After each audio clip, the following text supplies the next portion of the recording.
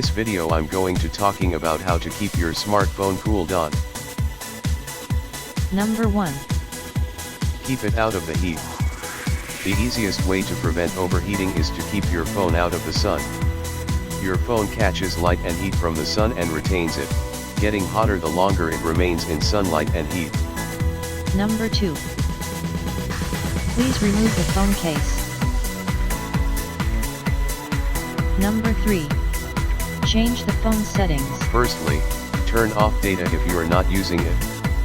Secondly, turn your screen brightness as low as you can. This might make the display harder to see, but it will use up less battery. Number 4. Don't leave the phone in your pocket.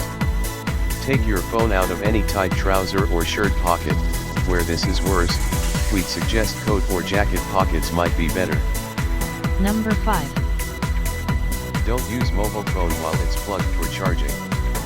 Whether or not the weather is hot, there are things you can do to heat up your phone. Playing intense games, editing video or photos, or plugging it into charge at a high speed can warm up the phone. Number 6. Use a mobile phone cooler.